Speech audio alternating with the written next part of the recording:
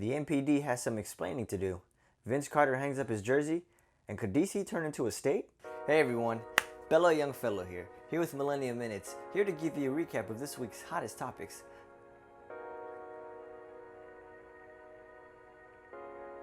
That's it. I'm just gonna give you a recap. No time limit.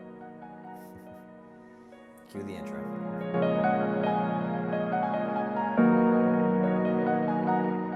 Why did the police stop more black people than white people? We don't know for sure, wink wink. But here in DC, the MPD has been exposed for disproportionately stopping more black citizens of the city than white citizens. The ACLU conducted a study based on data recovered from a lawsuit that forced the MPD to relinquish all data regarding police/civilian stops. I'm going to warn you, some of the data I'm going to share with you is going to blow your mind, just like how it blew mine. The data retrieved included information about 62,611 stops in the DC area between July 22, 2019 to December 31, 2019. Based off of that data, more than 70% of people stopped by the MPD in those months were black, even though African Americans make up less than half of DC citizens. What about white people, you ask? Only about 14% of those stopped were white. The study found even more inequalities too. 86% of stops that led to no warning, ticket, or arrest by the MPD were with a black person, compared to the 6% of white people stopped with the same ending results. 91% of searches that led to no warning, ticket, or arrest by the MPD were with a black person, compared to the 2% of white people searched with the same ending results.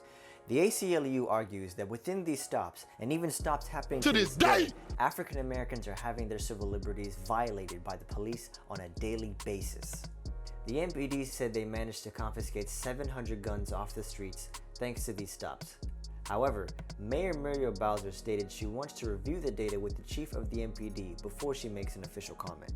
Moving on to some big news in the sports world, Vince Carter has officially announced his retirement from professional basketball after 22 years in the NBA. The 8-time NBA All-Star announced his retirement on June 25, 2020 on the Winging It podcast. Vince Carter will retire as one of 5 players in NBA history to score more than 25,000 points, get more than 5,000 rebounds, get more than 4,000 assists, and score more than 500 three-pointers. The other 4 players to have done so far are Michael Jordan, Kobe Bryant, Paul Pierce, and LeBron James. His career overall stats are 22 seasons, 25,728 points, 6,606 rebounds, 4,714 assists, 1,530 steals, 888 blocks, 2,293 pointers, 8-time NBA All-Star, Rookie of the Year, Dunk Contest champ, and the only player to play in 4 different decades. And finally, this Friday, June 26, the House of Representatives voted to pass legislation that would make Washington, D.C. a full-fledged state.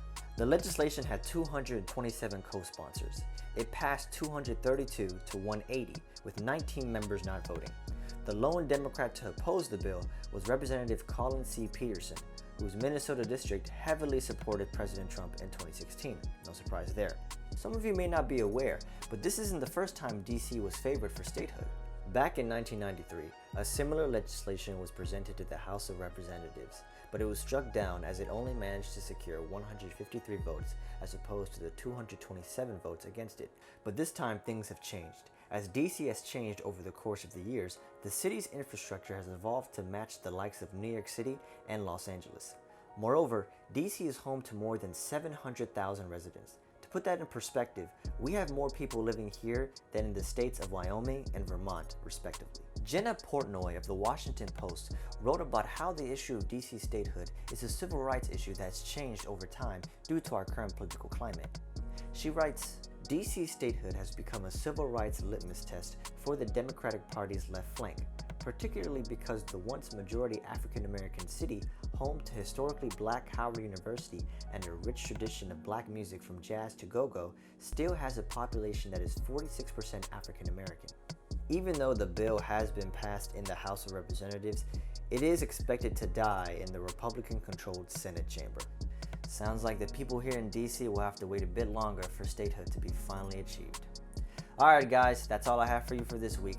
Thank you so much for watching this episode of Millennial Minutes, and as always, stay beautiful.